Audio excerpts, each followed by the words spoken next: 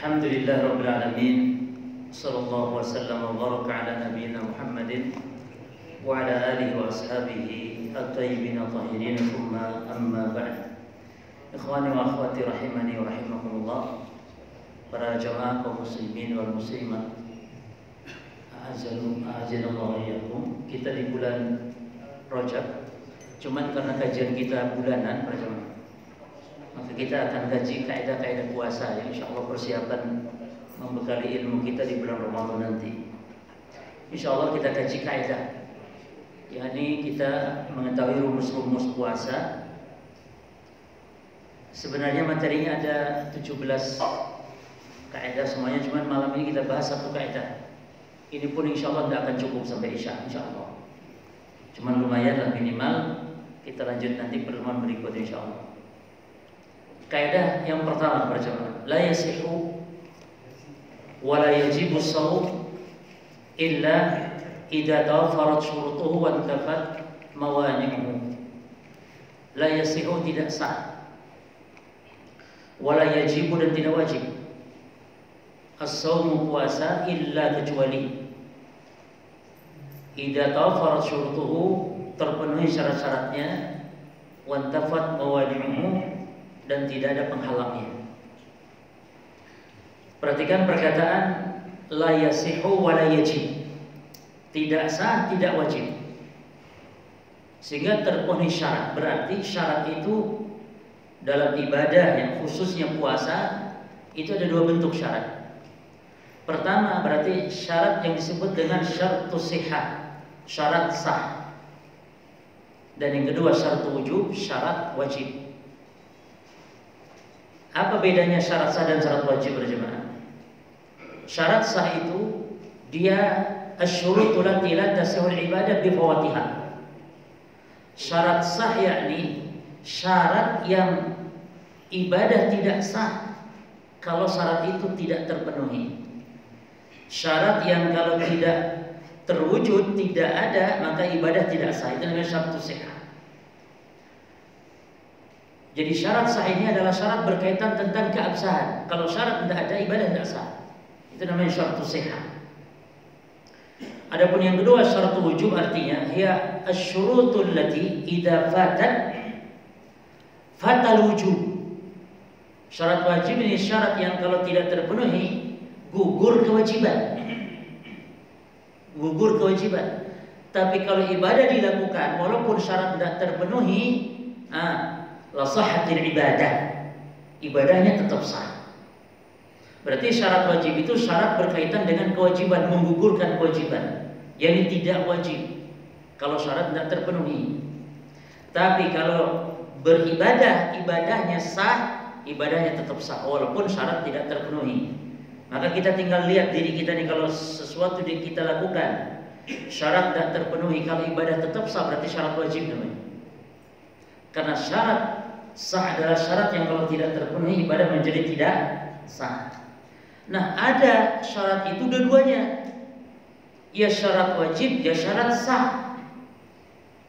Contohnya akal, para jemaah. Akal itu syarat wajib dan juga syarat sah. Artinya orang gila itu ya tidak wajib, ya tidak sah kalau ibadah. Orang gila tidak wajib ibadah, dan orang gila kalau ibadahnya tidak sah. Itu berarti akal ini adalah syartu wujub plus syartu sihah. Jelas ini jawabannya? Nah, kita bahas sekarang satu-satu. Syarat puasa ada 9. Yang pertama al-Islam. Syarat yang pertama al-Islam, dan Islam ini syartu sihah. Syartu sihah, syarat keabsahan.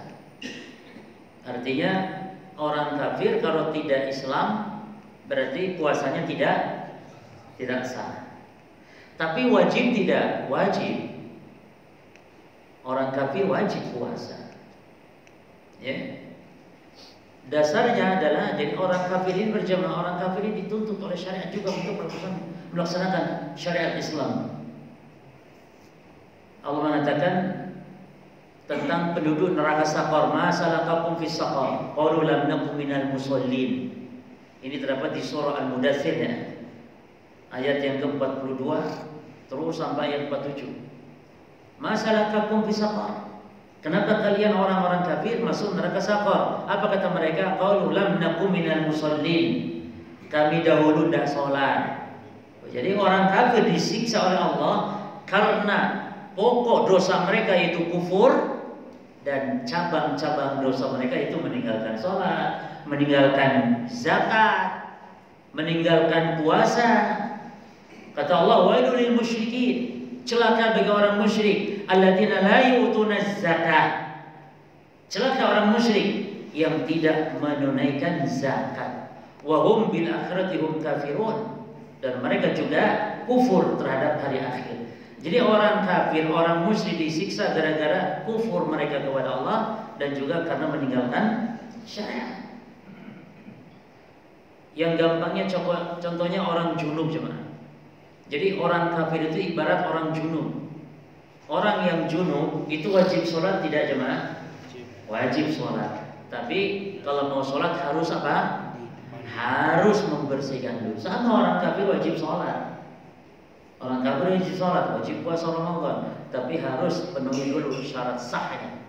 Syarat sahnya itu apa? Al-Islam. Baik, yang kedua. Syarat puasa yang kedua al-aqlu wa dhidduhu al-junun. Syarat kedua adalah akal.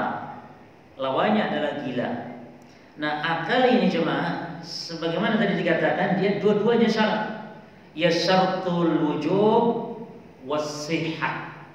Syarat wajib dan syarat sah. Jadi orang gila itu tidak wajib puasa, kalaupun puasa tidak sah. Orang gila. Maka kalau kita sudah merasa ya sudah malas-malas ibadah, malas itu tinggal gila saja, jadi bebas sudah. Dosa pun nggak dosa nih orang gendeng. Ya coba. Makanya katanya orang-orang sufi itu kalau sudah mencapai tingkat coba sudah tidak perlu sholat, tidak perlu ibadah, tidak perlu, kalau sudah mencapai gendeng ini saja.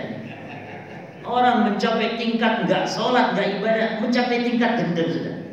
Jadi mereka ada istilah wali majnun, wali gendeng. Jadi yang gendeng dia disebut wali. Ini pelecehan bersyarat sebenarnya. Bagaimana orang soleh kekasih Allah kok gendeng? Gila. Kekasih Allah itu orang beriman, orang bertakwa. Ala inna awliya Allah la khaufun alaihim wa lahum yahzanun. Ketahuilah namanya wali Allah, tidak ada rasa sedih, tidak ada rasa takut. Siapa mereka kata Allah? Alladzina amanu wa kanu yattaqun. Orang yang beriman, orang yang bertakwa itu walinya Allah. Dalil terhadap syarat ini bahwa akal adalah merupakan syarat ibadah, bil khusus puasa yang kita bahas. Nabi menyebutkan bahwa rufi'al qalam an thalatha, diangkat pena dari 3 golongan manusia. 3 orang ini tidak berdosa dan tidak terkena kewajiban. Siapa 3 ini? Kata Nabi SAW, an-naimi hatta yastayqid, orang yang tidur sampai bangun, wa an-saghir hatta yahtalim, anak kecil sampai dia balik, dan terakhir wa anil majnun hatta yaqil, orang yang gila sampai berakal. Ya, orang yang gila sampai berakal. Baik, pembahasan tentang akal ya kawan, ada beberapa cabang bahasan. Yang pertama, tentang orang yang faqidu dzakirah. Apa hukum puasanya? Itu orang yang kehilangan ingatan, yang hilang ingatannya. Jadi dia tidak gila, tapi terkadang ada orang yang hilang ingatannya. Maka dia perinci hukum puasanya. Yang pertama, idza kana fuqdanuhu adzakirah fuqdanan mutlaqan, apabila hilang ingatannya tersebut mutlaqan, total, maka fala yasihhu, puasanya tidak sah. Li'annahu hina idzin munazzalun manzilatal majnun, karena orang yang seperti ini disejajarkan, disamakan dengan orang yang gila. Kalau total ya, maka tidak wajib puasa, tidak sah puasa. Adapun yang kedua, idza kana fuqdanuhu adzakirah, kalau hilang ingatannya itu mutlaqal faqd, mutlaqal faqd, Kalau dia sistemnya itu kadang-kadang atau sementara, tidak total. Ya kumat-kumatan, kadang ya ingat, beberapa hari ingat, sehari ini lupa. Lalu kadang 2 hari, 3 harinya ingat, 2 hari lupa. Hilang ingatan. Ya coba ya. Jadi dia kadang normal, waras, tapi kadang-kadang enggak. Nah, maka orang seperti ini berjamaah sekalian, berlaku sebuah kaidah penting dalam kaidah usul, dalam kaidah fikih adalah al-hukmu yaduru ma'a illatihi wujudan wa adaman. Yani hukum itu berlaku sesuai dengan sebabnya. Ada sebab hukum berlaku, enggak ada sebab hukum enggak berlaku. Ketika ingat wajib puasa, ketika tidak ingat maka tidak wajib puasa dan tidak sah puasa. Jelas ya? Nah, yang ketiga para ikhwan, berarti ketika dia tidak puasa karena tidak ingatnya wajib qada, al-jawab tidak. Tidak. Ya. La yajib alaihi dzalika. Karena terangkat yakni taklif dari dia ketika dia tidak ingat, tapi ketika ingat wajib puasa. Tadi berlaku, hukum berlaku sesuai dengan sebabnya. Ya.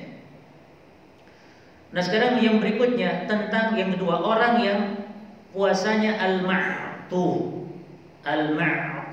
orang yang pikun. Ya. Al-jawab in kana, sama seperti tadi kaidahnya. In kana 'atuhu mutlaqan nuzila manzilatal majnun. Kalau memang pikunnya permanen, ya dia sudah pikun dan ingat sama sekali, maka seperti orang gila. La yasihu siyamuhu, tidak sah puasanya. Namun kalau mutlaqu al-'utah, kalau memang mutlaqul 'utah, yakni kalau tidak permanen, ya cuma alaihi siyam, wajib dia puasa. Jadi kadang ingat, sama dengan orang yang tadi. Lupa ingatan itu kadang-kadang mungkin ada orang yang habis kecelakaan ya, kadang-kadang lupa, kadang-kadang enggak. Ya, kalau yang pikun ini karena usia. Nah, sekarang yang ketiga, orang yang pingsan. Ma hukmu shaumil mughma? Apa hukum orang yang pingsan? Al-jawab fihi tafsil. Jawabannya diperinci. Nah, ini tolong perhatikan perinciannya. Ada 3 perincian. Yang pertama, al-mughma tilatas syahr. Kalau pingsannya 1 bulan, pingsan 1 bulan, koma 1 bulan, maka fa'alaihi al-qada ba'da al-istifaqati ijma'an. Maka wajib dia mengqada nanti ketika dia sudah sadar. Pingsannya sebulan. Ini berkaitan puasa jemaah. Kalau berkaitan sholat tidak. Kalau sholat batasannya adalah sehari semalam. Ini kalau pingsan 1 bulan, sholat nggak usah diqadha. Kalau sholat orang yang pingsan sebulan itu disetarakan, disejajarkan, disamakan dengan orang gila. Tapi kalau cuma sehari semalam pingsannya, sholat wajib qadha dan disejajarkan dengan orang yang tidur. Jadi kalau pingsan itu kemana masuknya nih pingsan? Apakah ke gila atau ke tidur? Maka jawabannya tergantung. Kalau cuma sebentar, yang sehari semalam, untuk urusan sholat wajib qadha. Jadi pingsan sehari semalam, dia tinggalkan 5 kali sholat. Ketika sadar dia qadha yang 5 kali sholat. Tapi lewat dari itu tidak. Tapi kalau puasa Ramadan, pingsan selama 1 bulan puasa Ramadan, maka berarti dia harus mengqadha. Jelas ya? Baik. Yang kedua, al-mughma tilatal lail. Pingsan semalaman. Pingsan semalaman. Sadar-sadar jam 6. Pingsan semalam, sadar-sadar jam 6. Habis buka pingsan. Habis buka puasa pingsan. Pingsan sampai jam 6 pagi. Atau sampai terbit fajar sampai subuh. Berjamaah. Paham ya? Nah, orang ini puasa enggak?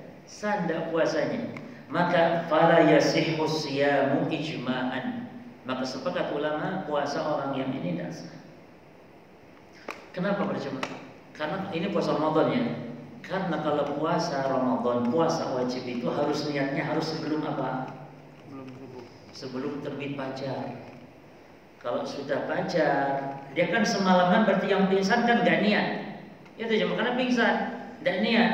Malam terbit fajar jam 6 sadar. maka orang seperti itu berarti kalau puasa tidak sah, dia harus mengqadha. Dasarnya adalah bahwa yang namanya puasa itu menahan tidak makan minum, menahan dari hal yang membatalkan itu adalah dengan niat. Sementara orang yang pingsan semalaman berarti tidak ada nih. Ya. Nah sekarang yang kedua, yang ketiga ya, pingsan 1 bulan tadi, pingsan kemudian semalaman. Sekarang al-mughma tilatan nahar ba'da niyyatihi as-siyam minal lail. Jadi pingsannya itu siang sepanjang hari dia, tapi malamnya dia itu sudah niat puasa. Dia sudah sahur ya, habis kemudian habis jam 6 gitu dia pingsan, siang itu pingsan coba. Maka puasa, yani ada khilaf ulama apakah puasanya orang yang pingsan tadi ini, karena semalam kan sudah niat, cuman pingsan di pagi hari tadi, apakah selama pingsan itu puasanya sah? Maka jawabannya ada khilaf ulama, was-sahih, namun pendapat yang kuat sihhatu siyamihi, sah puasanya cuma karena orang yang ini diserupakan orang tidur. Ya cuma kan dia sudah niat, yang penting malam sudah niat. Pingsan jam 6, pingsan. Dari jam 6 pingsan sampai maghrib. Maka orang ini dianggap puasa sah tidak jemaah? Kenapa sah? Karena disamakan dengan orang tidur. Jadi jenengan setelah niat langsung tidur sampai maghrib, buka, pas bangun-bangun adzan maghrib, sah puasanya? Gimana? Dari pagi sampai maghrib tidur, sah puasanya? Saya tidak nanya sholat, sah puasanya? Sah. Terus kan tidak sholat Ustaz. Iya memang dalam madzhab Hambali puasanya tidak sah karena tidak sholat dia. Ya, karena tidak sholat. Tapi dalam madzhab jumhur bahwa yang namanya meninggalkan sholat tidak kafir. Jadi kita tidak membahas sholatnya, tapi membahas puasanya. Saya tidak jawab sana. Sama halnya orang pingsan, asal udah niat malamnya maka puasanya sah. Ya. Baik. Syarat yang ketiga, satu tadi apa? Islam, 2 al-aql. Syarat yang ketiga at-tamyiz. At-tamyiz. Tamyiz yani usia tamyiz, dan ini adalah usia anak-anak di mana dia masa dia bisa membedakan sesuatu. Dan anak usia tamyiz adalah usia 7 tahun menurut jumhur para ulama. Jadi marhalah atau fase anak-anak itu ya dimulai dari infisalil janin, dimulai dari saat terpisahnya janin dari ibunya dalam keadaan hidup, itu fase, dan berakhir ketika balik. Nah ini fase dari mulai janin sampai balik ini berjemaah, dari mulai lahir ke dunia sampai balik, ini anak-anak mengalami fasenya 3 marhalah, 3 fase. Fase yang pertama dari mulai bayi sampai tamyiz, ya. Dan tamyiz adalah menurut jumhur usia 7 tahun. Berdasarkan hadis Nabi ketika Nabi perintahkan anak-anak untuk sholat di usia berapa jemaah? 7. Muru auladakum bisalah wa hum abna'u sab'i sinin. Perintahkan anak kalian sholat. Berarti kita wajib memerintahkan anak kita sholat usia mereka 7 tahun. Kata ulama berarti ini usia tamyiz. Lalu Nabi perintahkan pukul mereka, wadribuhum 'alaiha, pukul mereka kalau tidak sholat, wahum abna'u ash, ketika usia 10, wa fariqu bainahum fil madaji, di usia 10 pisahkan tempat tidurnya, walaupun laki sama laki pisahkan. Boleh sekamar tapi bisa tempat tidurnya. Buat ranjang susun kayak di pondok-pondok pesantren, tidak apa-apa. Mungkin satu kamar 4 anak, nggak masalah. Jadi buat 4 ranjang disusun seperti itu. Jangan satu. Usia berapa nih bisa tempat tidur? Usia 10. Nah, fase yang kedua dari tamyiz ke usia 10. Ya. Dan fase ketiga dari 10 tahun sampai bulugh, sampai balik. Ya. Nah, yang dimaksud sekarang syarat puasa adalah harus tamyiz. Anak usia 7 ke atas. Jadi anak belum 7 tahun, yang masih 6, 5 ke bawah, masih balita, itu tidak wajib puasa dan tidak sah puasa. Kaidah penting para jemaah bahwa tamyiz syartun li sihhati jami'il ibadat illa fil haji wal umrah. Tamyiz adalah syarat sahnya seluruh ibadah kecuali 2 ibadah tidak disyaratkan tamyiz. Yang sah ibadah balita 2, haji dan umrah. Itu sah. Bayi, haji umrohnya sah. Maka kalau antum bawa anak haji atau umroh, manasik lakukan. Pakaikan pakaian ihram, bawa tawaf, gendong tawaf, nggak apa-apa digendong. Jangankan anak kecil, orang dewasa pun boleh digendong tawaf. Naik kendaraan boleh. Lalu bawa sa'i, lalu cukur, sah. Ya. Jadi 2 bulan hajian sah. Makanya dulu ada haji tarik, kan untuk haji tarik.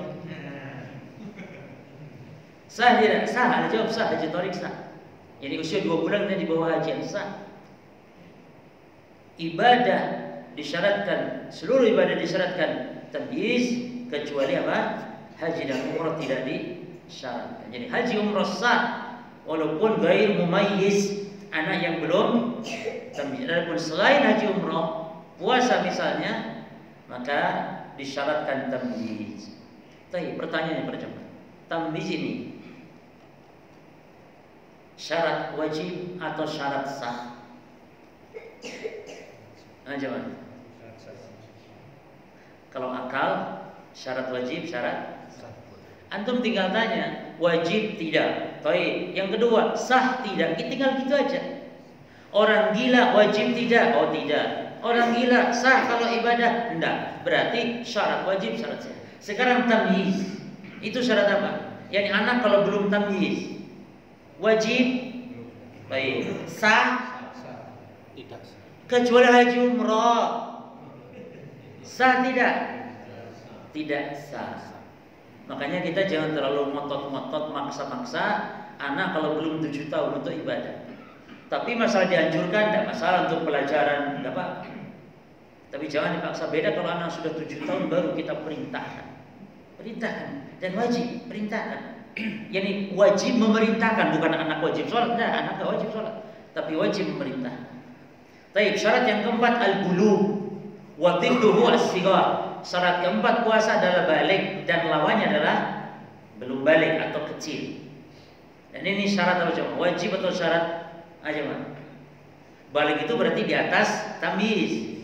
Kalau tamyiz syarat wajib dan syarat sah, kalau balik syarat apa? Saya dengar sahjib. Sing benar tuh jemaah. Syarat anak kecil wajib tidak ibadah. Kalau ibadah, saya nggak naik tamyiz yang ini yang sudah di atas tamyiz. Sanda kalau sholat, sanda kalau puasa, al-jawab sah. Berarti itu namanya syarat wajib. Yani hanya gugur kewajiban dari anak yang belum balik. Gugur kewajiban. Tapi kalau dia melaksanakan ibadah sah. Bahkan dianjurkan para ikhwan, disunnahkan, dianjurkan kita untuk mengajari anak walaupun belum wajib. Para sahabat dahulu ketika Nabi memerintahkan untuk puasa Asyura, jadi puasa Asyura itu asalnya wajib. Ketika datang perintah wajib puasa Asyura, kata Nabi, "Man asbah muftiran falyutimma baqiyata yaumihi." Siapa yang hari Asyura di pagi tidak puasa, sekarang puasa. Karena memang wajib, tidak apa walaupun tadi sudah makan sarapan, nggak apa-apa kata Nabi, karena wajib sekarang, diwajibkan oleh Allah. Puasa walaupun ada yang sekarang jam 9 tadi sudah makan, tetap puasa, lanjutkan puasa Asyura. Yang dari pagi tadi puasa, tetap sempurnakan puasanya. Lalu kata Rubayyi Muawwad binti Muawwad, ini seorang sahabiah. Rubayyi binti Muawwad mengatakan, kami pun nasumuhu ba'du, kami puasa setelah diperintah di ayat surat tersebut. Lalu kata beliau, perhatikan, wa nusawwimu sidyanana, dan kami juga memerintahkan kepada anak-anak kami untuk berpuasa. Lalu wa naj'al lahumul lu'bah minal 'ihn, kami buatkan mainan dari sejenis kapas, ya mainan sederhana zaman dulu, mainan mungkin boneka dan semisal. Dan boleh jemaah, walaupun makhluk bernyawa, yang namanya mainan anak kecil itu diberi keringanan. Makanya Aisyah di zaman dulu punya kuda-kudaan yang ada sayapnya bisa terbang. Itu dibolehkan. Hatta zaman sekarang, walaupun mungkin Aisyah dulu sangat sederhana sekali kan ya. Kuda zaman dulu gimana sih kuda kayaknya? Kayu paling tidak mirip banget. Sekarang bagaimana dengan yang kuda mirip banget? Tidak apa-apa, asal itu mainan anak-anak fungsinya. Sampai bisa ngomong sekalipun, ada boneka Barbie bisa ngomong, bisa nangis, ya. Kalau dipijit ini, gitu, atau bunyi nangis ini, boleh tidak jemaah? Makhluk bernyawa itu patung gambar boleh, asal mainan. Nah, ini khususan keringanan. Sama hanya gambar mau bernyawa, kalau untuk di karpet diduduki, diinjak-injak boleh, di keset apalagi, di piring, sendok, garpu, gambar mau bernyawa untuk dipakai piringnya, mangkoknya boleh. Yang tidak boleh dipajang, dimuliakan, dihormati. Berarti gambar mau bernyawa di sepatu, di alasnya sepatu boleh. Antum naruh foto di keset antum boleh, antum tiap hari foto antum di keset boleh. Tapi foto antum dipajang dapat. Tapi tentu jangan sampai foto kiai, foto apa di keset ya, coba. Antum bisa di tahdir sama orang-orang nanti. Cuman para ulama menunjukkan kalau untuk dihinakan itu boleh. Gambar mau bernyawa, apalagi mainan anak. Dibuatkan mainan dari kapas. Fa idza baqaduhu 'ala ta'am. Nah, kalau anak-anak kami saat itu nangis karena lapar, atainahu dzaka, kami hibur dengan mainan-mainan tadi hatta yakuna indal iftar, sampai maghrib sehingga puasa. Jadi keliru kita ngajari anak puasa nih. Puasa sampai beduk, puasa beduk sih. Enggak usah ngajarin anak-anak puasa sampai beduk, enggak usah. Kalau enggak puasa sudah enggak usah puasa, enggak wajib. Tapi kalau mau betul-betul ngajarin anak kita puasa ya sampai maghrib. Enggak akan mati kelaparan jemaah. Anak kita puasa enggak akan kelaparan. Apalagi anaknya gemuk itu. Anak gemuk tuh enggak sebulan enggak makan enggak apa-apa jemaah. Anak gemuk. Jangan takut. Jadi cara ngajarin sholat nih kepada anak agar sah itu tetap sesuai rukun-rukun wajib-wajibnya penuh. Itu untuk aurat, wudu dulu. Kalau puasa ya sampai maghrib. Jangan istilah puasa beduk ya. Maka kaidah penting nih, kullu ibadah tajibu bil bulugh. Setiap ibadah yang wajib dilakukan setelah balik, maka yustahabu ta'widus sibyan 'alaiha. Maka tetap dianjurkan untuk membiasakan anak-anak kecil walaupun belum balik, walaupun belum dewasa, walaupun belum wajib. Ajarkan juga hal-hal yang lain yang wajib walaupun dia belum wajib untuk pengajaran. Boleh juga pakai jilbab. Tapi ingat usia berapa? Usia yang sudah lewat dari tamyiz. Kalau masih dibuat tamyiz jangan dipaksa-paksa. Hatta termasuk jilbab. Ya. Janganlah. Masih balita jangan terlalu berlebihan. Nanti kalau sudah usia 7 baru di, kecuali kalau memang ada fitnah ya, anaknya cantik sekali atau mungkin timbul fitnah, maka enggak apa-apa, ditutup. Karena khawatir kita terhadap fitnah. Baik, syarat yang ke-5. Dukhulu syahr. Syarat puasa adalah masuknya bulan Ramadan dan subutu dukhulihi, dan penetapan masuk bulan Ramadan itu para jemaah bi ru'yatil alamah al-mu'tabarah, yaitu dengan melihat tanda yang ditetapkan oleh syariat. Ya, dan itu syartu wujub wa syartu sihah. Dan ini syarat wajib dan syarat sah, yaitu apa? Melihat hilal Ramadan.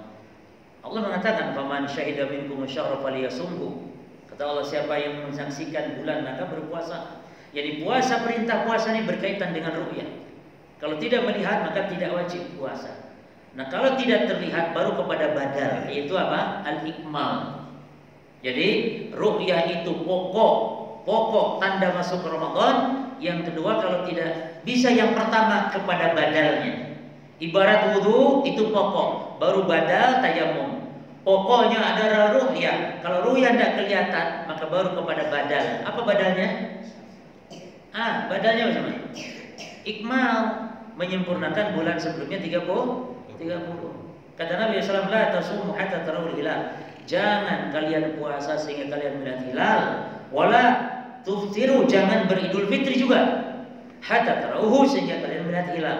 Fa in gumma alaikum faqduru lahu. Tapi kalau mendung dan kelihatan atau hujan atau mungkin ada debu, cuma sekedar debu aja, apalagi memang tidak kelihatan memang.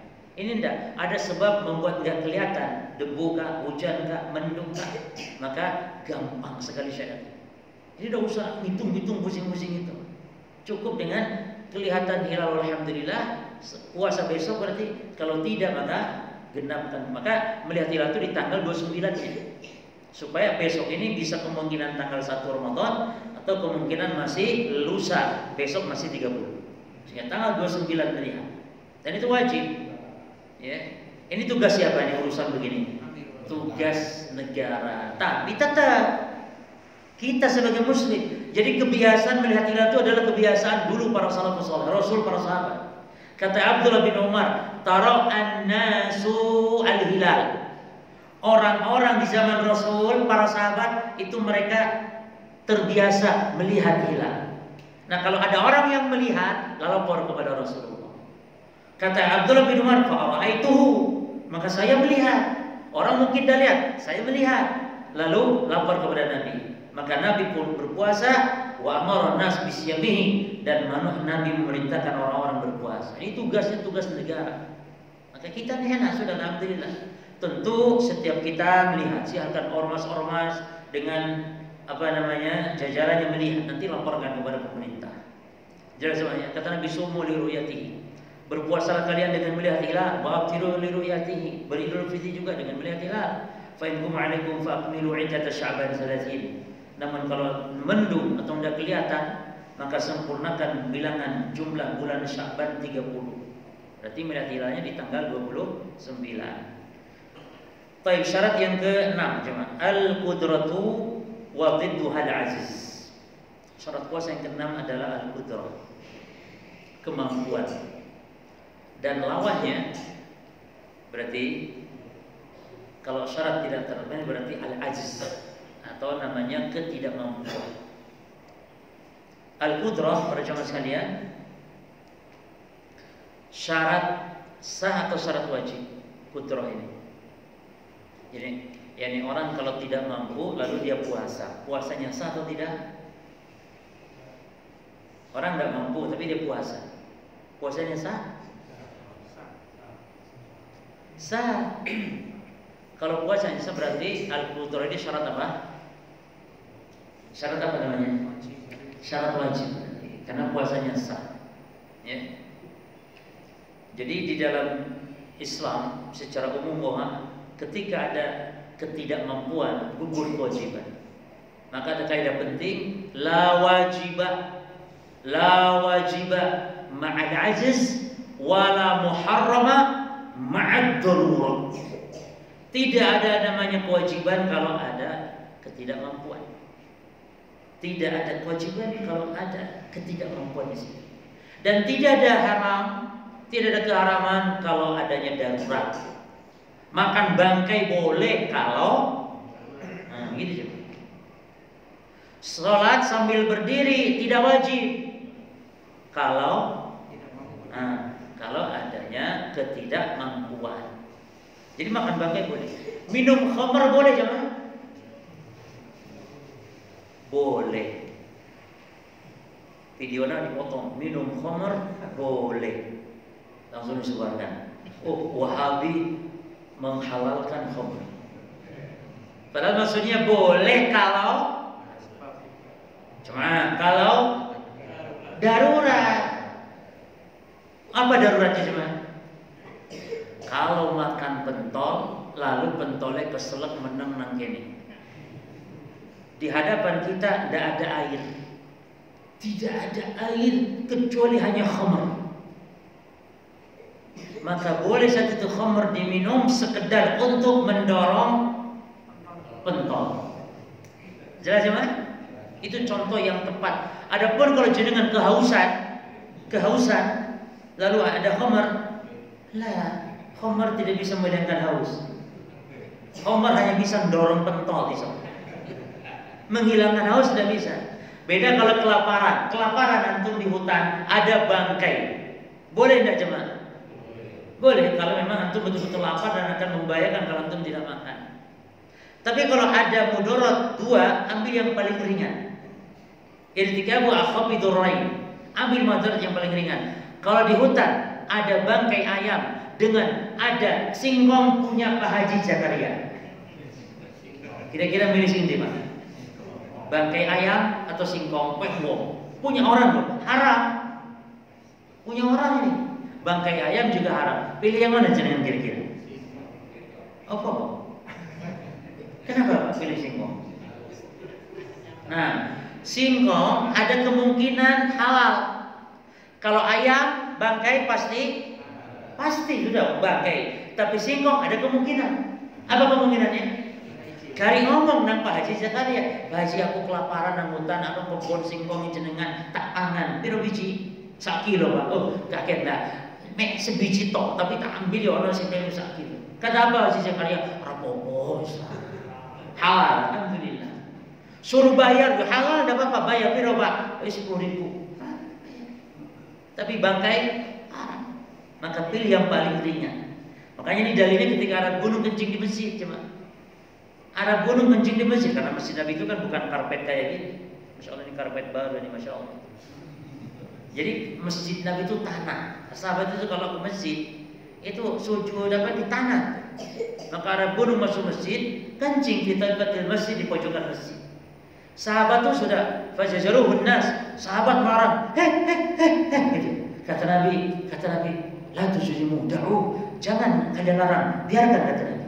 Loh, wong kencing nang masjid dibiarkan? Iya. Kenapa? Ngambil mudarat yang paling ringan. Apa mudarat yang ringan? Paling masjid mek kotor cukup nanti disiram, selesai. Tapi kalau dicegah mudaratnya lebih besar.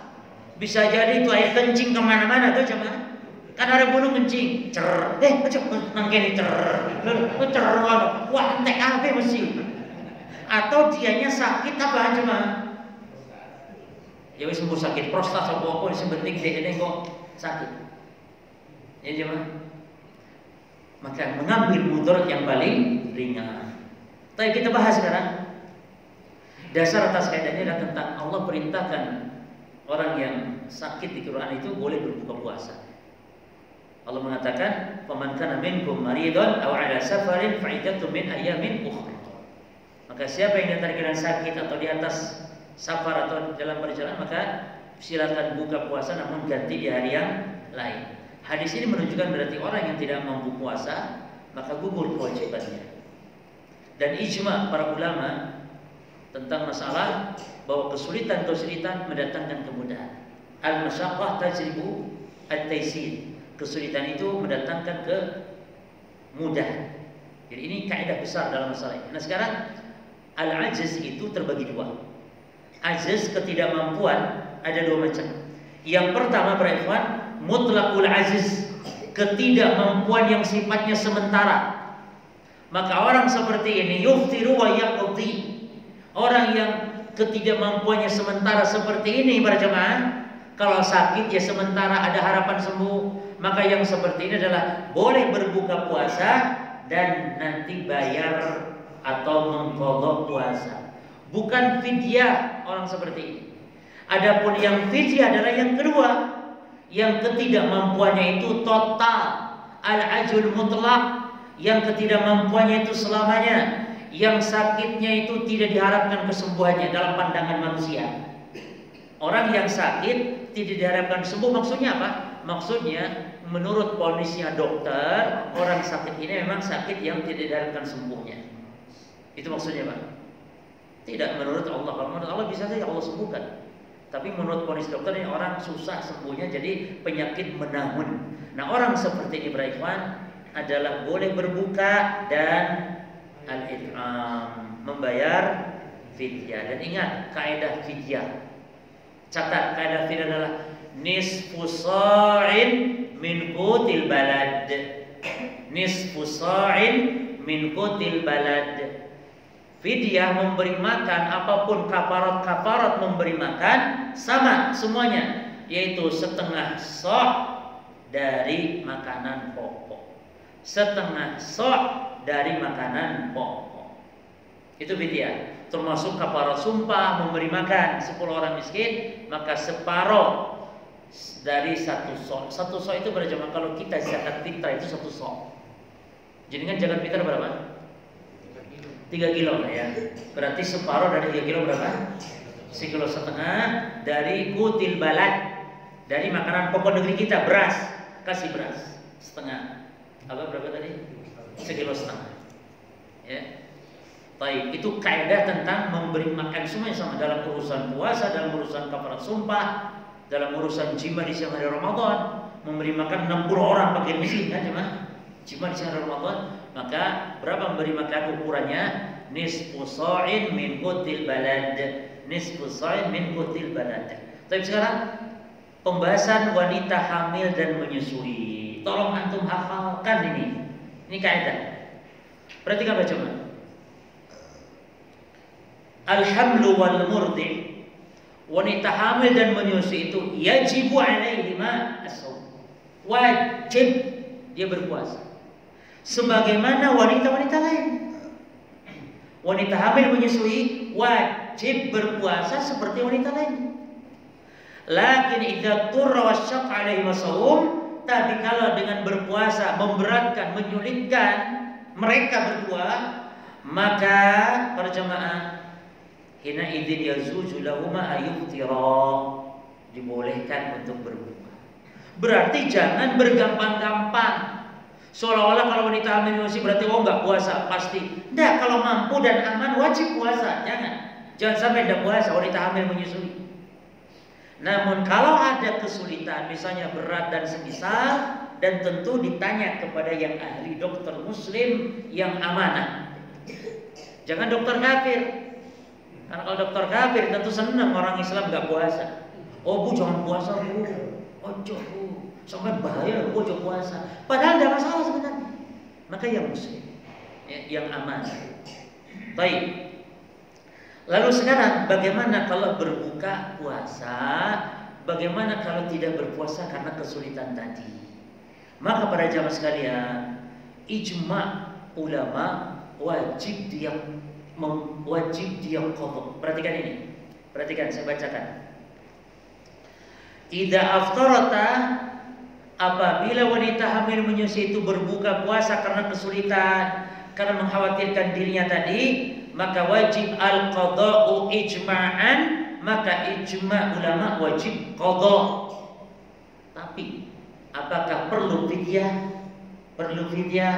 Nah, terkait fidyah ada khilaf ulama, dan yang roji dirinci 3 keadaan. Jelas kan? Nah ini yang antum harus hafalkan nih. 3 perincian ini yang antum harus hafalkan. Yang pertama para jemaah, in aftarata khaufan ala nafsihima faqat. Kalau wanita hamil menyusui ini mengkhawatirkan kepada dirinya saja, tidak khawatir kepada bayi, tidak. Janin yang ada dalam perut tidak masalah, tapi khawatir kepada jasad sang ibu saja, maka wajib baginya an yaqdiyan wala kafarah. Ini qadha saja tanpa bayar kafarah, tanpa fidyah. Kenapa coba? Karena ibu hamil dan menyusui ini berarti sama derajat seperti orang sakit. Orang kalau sakit Pak 1 bulan Ramadan, orang sakit sebulan Ramadan, lalu Syawalnya sembuh, apa yang harus dilakukan Pak? Puasa berapa hari? Qadha berapa hari? Di sebulan. Ustaz berat. Ya gimana lagi? Salah sendiri sakit. Puasa sebulan. Dan memang berat, qadha itu berat sama. Karena puasa sendirian dan di luar Ramadan. Kalau puasa di bulan Ramadan kan enteng, orang rame-rame sakampung poso kabeh. Dan ini sendirian, orang pada sarapan pecel, dia poso, qadha.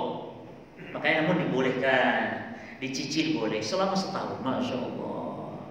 Qadha itu berapa Pak cicilannya? Qadha itu loh, berapa lama? Boleh. Allah tidak membatasi kan ya. Yang penting di hari yang lain. Tapi hadis Aisyah mengatakan berapa? Aku mengqadha di bulan Sya'ban. Kata ulama, maka kalau bisa sebelum Ramadan berikutnya sudah lunas. Tapi kan lumayan panjang, Pak. 11 bulan lepas ada iso. Wanita hamil menyusui sama. Dianggap ini orang berarti sakit. Sehingga mengqadha kalau cuma khawatir kepada siapa? Ibunya saja. Ya, jangan. Yang kedua sekarang. Idza aftarata khaufan ala waladayhima faqat. Nah, sekarang kalau khawatirnya itu kepada anaknya saja, kepada janin saja, dianya tidak masalah. Tapi janin akan membahayakan janin. Oh, berarti nggak apa-apa kalau gitu, Pak, buka puasa. Dirinya tidak khawatir, enggak, aman. Cuman janin ini butuh asupan gizi dan semisal. Maka kalau ini yang terjadi jamaah, yuftirani, perhatikan, boleh keduanya berbuka, namun yaqdiyan wa yut'iman. Kalau yang seperti ini adalah mengqadha plus juga bayar fidyah double. Ya qadha sebulan, ya fidyah, memberi makan kepada satu orang miskin sehari. Loh, kok iso ya? Memang ada khilaf, tapi yang rajih inilah sebagian besar para sahabat berfatwa tentang masalah ini dan tidak ada khilaf di kalangan mereka. Jadi ingat, tergantung kekhawatirannya kepada siapa. Apakah kepada dirinya saja sang ibu atau hanya kepada janin saja. Berarti tinggal kondisi yang ketiga jamaah. Coba menurut antum bagaimana? Kalau kondisi pertama takut kepada sang ibu saja, yang kedua takutnya kepada sang anak saja. Berarti kalau yang ketiga, wah, kalau khawatirnya kepada dua-duanya, yaitu idza aftarata khaufan ala waladayhima wa nafsayhima, kepada anak, ya juga khawatir kepada ibu. Maka dalam masalah ini wajib qadha ijma, cuman khilaf tentang kafarat. Dan pendapat yang benar dia hanya qadha saja tanpa bayar fidyah. Loh, kok bisa? Bukankah harusnya malah double? Lah yang tadi khawatir kepada anaknya malah double. Ini kok malah double, takutnya kepada diri dan anak, tapi kok cuman yang dirojikan kok cuman fidyah saja, kafarat rendah. Berjemaah, apa alasan? Kita ingin tahu nih, bagaimana mengistinbatkan hukumnya seperti ini. Maka jawabannya setelah azan. Nah, cik penasaran.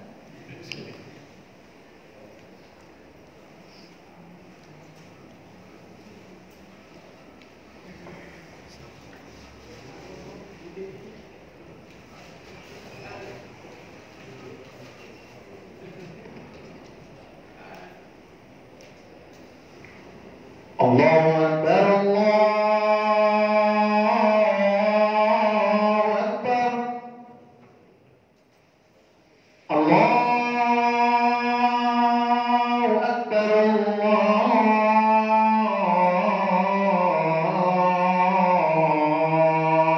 Akbar. Asyhadu an la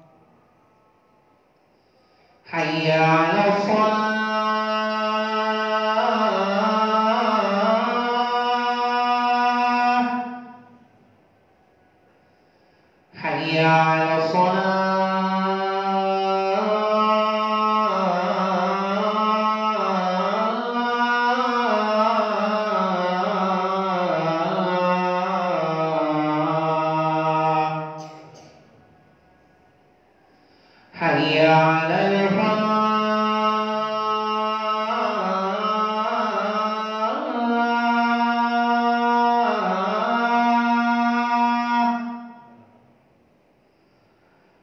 حي على الفلاح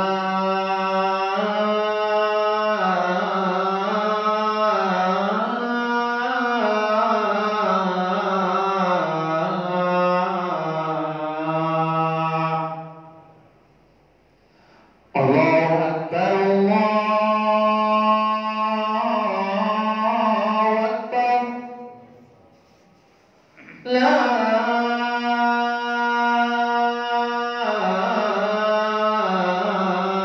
إله إلا الله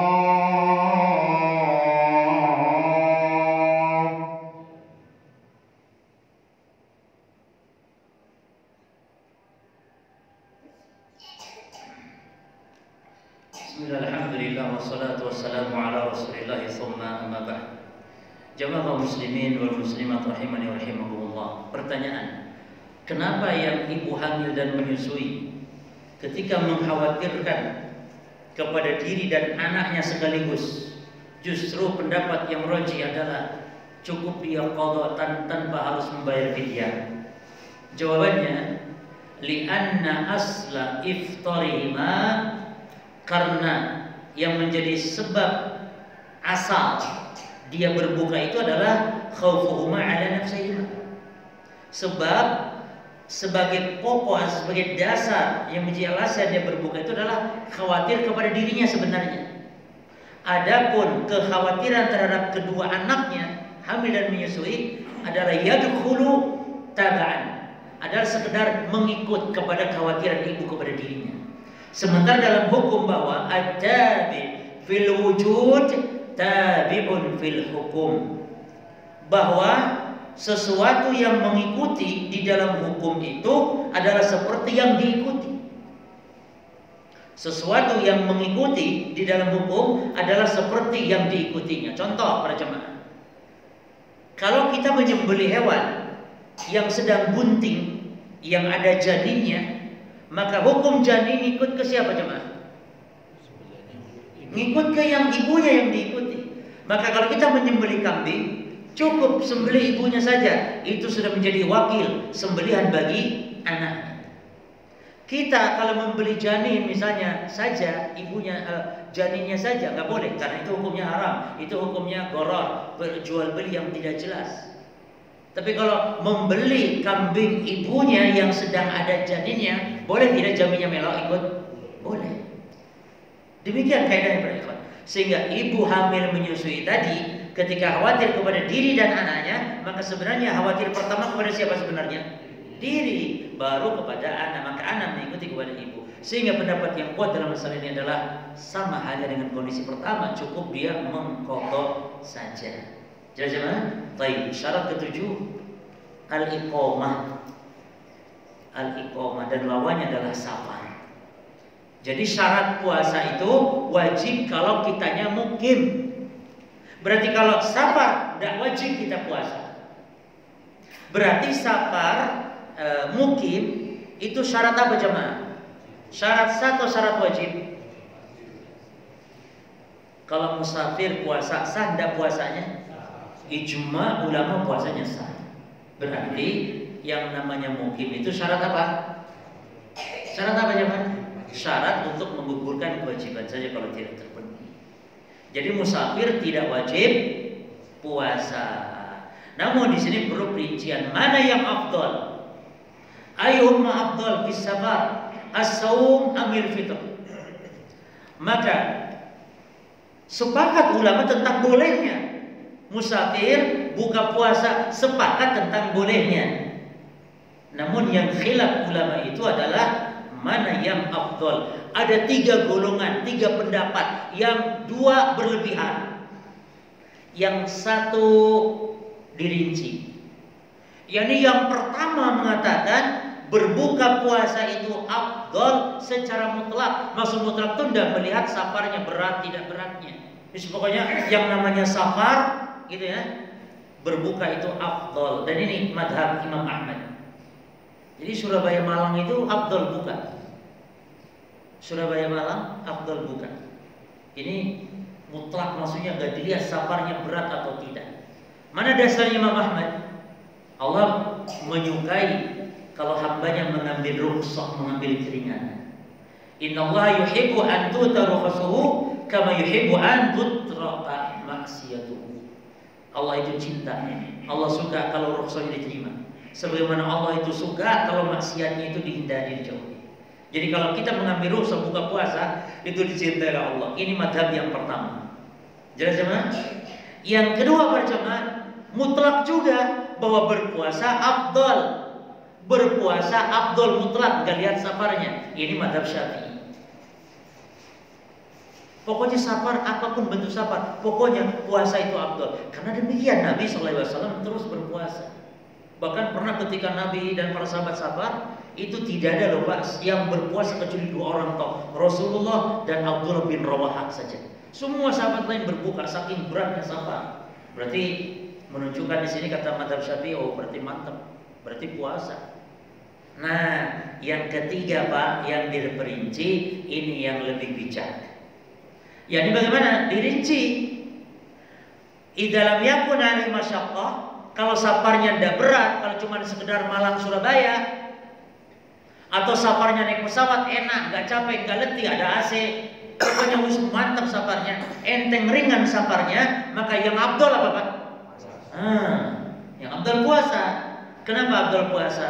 Karena yang namanya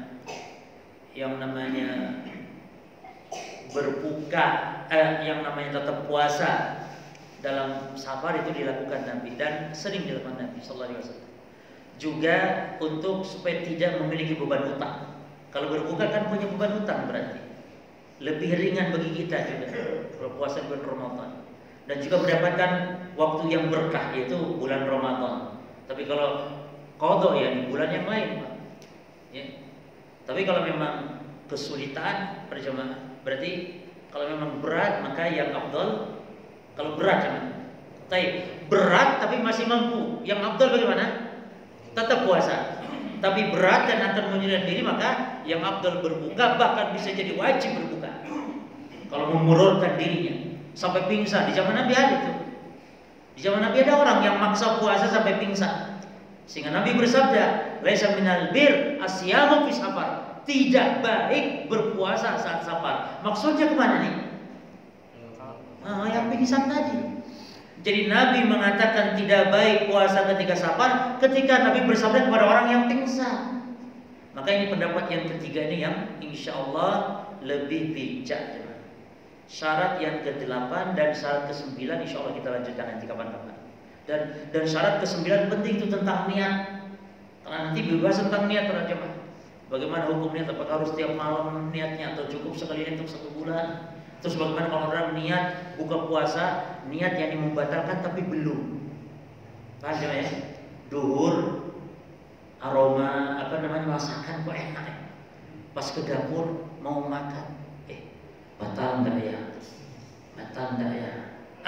Enggak jadi. Nah itu seperti itu batal tidak puasanya. Maka itu dibahas dalam pembahasan niat insyaallah. Allah ta'ala menetapkan hadzal qadar. Subhanallah wa bihamdika asyhadu an la ilaha illa anta astaghfiruka wa atubu ilaik. Assalamualaikum warahmatullahi wabarakatuh.